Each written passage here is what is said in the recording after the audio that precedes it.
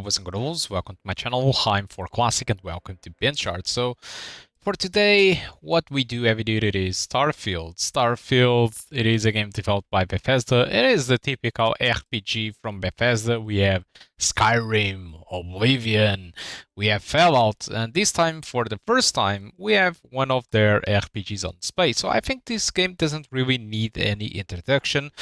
And I decided to give it a spin on the GTX 1650 Super just to see how this game fares on these graphic cards specifically. The minimum requirements for this game, they do specify that you need to have a GTX 1070 Ti, which is, despite it's a older graphic card than the 1650 Super and an old architecture, it is actually more stronger than our 1650 Super. So I was expecting that either the game wouldn't be playable, either I would have issues with VRAM, or either I was, I don't know, play this game at very low resolutions or anything like it. But to my surprise, the game is quite playable on the 1650 Super, obviously with a lot of compromises, but still I believe it's playable from beginning to the end. So for this video I decided to only try the game in 2 different settings, and usually when I do this it's because the game is not playable in many settings to start with. So I decided to go with 1080p low settings. Alright, and I'm using FSR2 to upscale the image from 77%. 77% it's the equivalent to the regular FSR2 quality mode.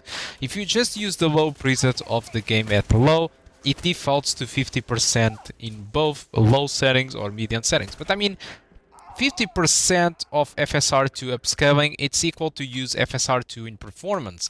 And using FSR2 performance mode on 1080p, it's quite aggressive, alright? I don't want to do that. So that's why in most of my tests, every time I use FSR2, it is quality, unless there is no other way of playing the game. Then in that case, at 1080p, I do use lower levels of FSR2 if it isn't playable at any other setting at all.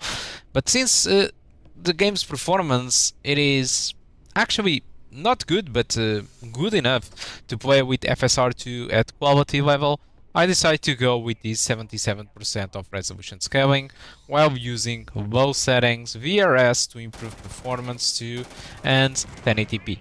And by doing this, my performance was mostly above 30 frames per second the majority of the time.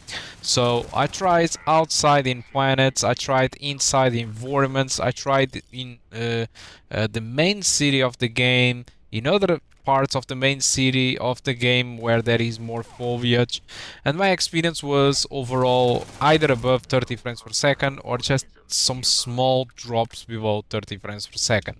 So it should be pretty manageable to play the game. Obviously, playing at 30 frames per second, it's not the cup of tea for many people, but it is what it is. If you have a GTX 1650 Super, you really need to deal with 30 frames per second, and my way of dealing with that is to play with the controller. Keep in mind that both Xbox consoles also do run at 30 frames per second, so many people will play this game with the gamepad in its hands and will in some way find ways to finish the game with a controller at 30 frames per second. So PC players can do that too. Probably not as well with the mouse and keyboard, but with the gamepad, you should have kind of similar experience at 30 frames per second than what the Xbox people have. Now the thing is, Xbox Series S, which is the weakest console that can play this game, I believe it's running mostly at medium settings. I don't really have you know, any evidence for sure that is medium settings. I will leave that for Digital Foundry and comparison YouTube channels and stuff like that to do the job, but it doesn't seem to be running at low settings, or at least not all the settings is running at low. Possibly shadows is running at low, I don't know, or possibly reflections, but not all the settings is at low. Since I have seen some Xbox S footage, running with what it seems to be better quality than what we have at low settings. So for me, Xbox Series S seems to be kind of a median setting, and so because of that, I also decided to try the game at median settings using FSR2. And median settings, at no surprise to me, it does play above 30 frames per second too, but in more demanding environments, it just drops to 25, 26. Alright, so, and it drops much more often below 30 frames per second. Well, that's no surprise, I guess. But it does look better, obviously. Now, one of the things that I like about these game settings, there are many games out there that when you use those settings, the game seems and looks entirely broken. It doesn't feel like the art style is working at all at those settings, so it feels off, you know. It feels like a compatible mode. You don't really get the experience that you should be having when you put the game at low settings. But Starfield, it's not really the case. I mean, I can notice the difference between the low and median, but I mean, low settings does still look pretty good in my opinion compared to the other settings. The majority of the differences that I notice in between low settings to median settings are mostly in space, because planets for some reason at low settings it just looks like a blur fest. Alright, there is no details on the planets by looking outside, so it's looking from space, there is no details at all on the planets, and it looks like you are playing a game from the early 2000s, or even worse, I don't know. And at median settings, it kind of fixes that. Not entirely though, it doesn't look really good at all. Maybe they can improve that on a later patch, I don't know. But space fights, I mean, looking at planets from space, it does look really bad at low settings, or even median settings, it's weird. Now, when it comes to playable places where you don't play with a ship, I can notice differences in lighting in the main cities, but when it comes to close quarter combats, inside environments and stuff like that, the differences between low and median settings are really, really small. Alright, low settings does look really good in inside environments. Although, when exploring planets, there is also some it's one of the places where I notice the majority of the differences in between low and median, because median settings, noticeably, there are some key differences in median settings and low. All of them are related to the distance, so there are much more small details at the distance, much more rocks. So yeah, there is much more attention to detail, and detail levels are much greater at median settings than at low. I even think that there is some sort of terrain detail that is more special at median settings than at low settings. That makes a difference. But when it comes to the textures though, they all look the same. So that's pretty much the differences.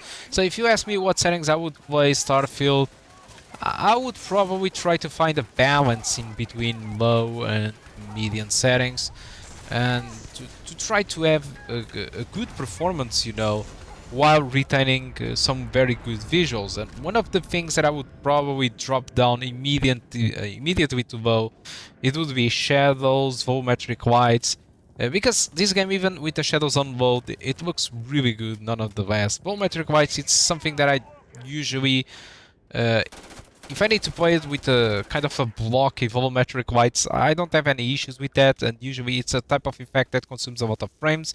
In this game it is very, very used in inside environments though, so I would try to find probably the balance in between low and medium settings. Also, this game uses dynamic resolution, but the way it behaves, it is not good enough for me, in my opinion. So there's kind of that. All right, I don't really enjoy the way that it works. So it was supposed to kind of force the game to stay above 30 frames per second while dropping resolution scaling to whatever the point they decided to. but every time I do a quick turn or every time the game drops from 30 frames per second to 28, for example, it takes some time to recover to 30 frames per second and to drop that resolution. So for now, it's not a good solution for dynamic resolution, unfortunately. So my recommendation is for you to set manually the resolution scaling that you want alongside with FSR2. This game also supports VRS, I mean, not HAS, and I don't seem to be having any issues with that. So some games with VRS kind of behave strangely regarding textures and stuff like that, but in this game it kind of behaves properly in my opinion. So one of the weird things that I also noticed in these games, specifically on this early access that we have with the game, is that every time I loaded the same save file, the frame rate and performance that I was having was different. For example, without changing any setting at all or change anything, always loading the same save file. For example, one time I loaded I was having 34 frames per second, some other time I loaded I was having 28, some other time I loaded I was having 31, and it's kind of weird. I can't really explain why that thing is happening. Also, one of the things that I'm just forgot to explain is I showed you that there is a lot of performance differences, but I didn't really explain how it works. So every time you are outside environments, it should run, for example, I'm going to talk about the low settings with FSR and 1080p. When it comes to performance, outside environments, it runs mostly in between 30 to 40 frames per second. Big cities, 30 to 40. Sometimes it does drop below 30 frames per second, but this also happens with the consoles though. And more things. Main cities plus a lot of vegetation. It will drop below 30. Alright, that's the experience that I was having. Indoors and close quarters. Well, the reach is the heaven, because it should be pretty much easily to be above 40, 45 frames per second, reach 60, 70 frames per second. So close quarters combat inside environments like labs, like ships and stuff like that, don't worry about it, the performance will be great. And the good part is that this type of close quarter environments is the places where you will have mostly the shootouts. So the fact that it runs better, it's kind of nice, because if it runs better you can play and maneuver your weapons better. And yeah, there's that. The cities, you are not going to attack anyone. You can do it, of course, but it's not really done for that. And well, performance is obviously like this in the series. It's quite bad if you ask me, but it is what it is. The thing that you need to know is that we are playing this game below minimum requirements in the GPU, and we are actually playing it. It looks good. It's the game of the moment. So yeah, you can go and buy. One of the things that I was having afraid, and I was also thinking about it, was the VRAM. This game doesn't have any texture setting for you to choose the textures, so there is really nothing that interferes a lot with the texture quality. I've seen some people playing with 8 GB graphic cards, and the game at ultra maximum settings, 1080p, without any sampling or stuff like that. It was consuming about 4.5 gigabytes of VRAM. So I don't think that VRAM will be an issue in here, but I have noticed that at median settings, for some reason, sometimes some textures did fail to load its highest quality. So if you have this type of issues with median settings, probably it's a good idea to revert back to low settings, because it's making worse than better to play at median settings.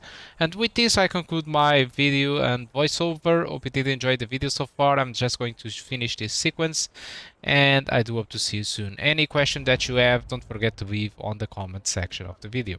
Goodbye. The water is quite aesthetically pleasing, or so Barrett has told me. New Atlantis relies on advanced hydroelectrics for most of its power.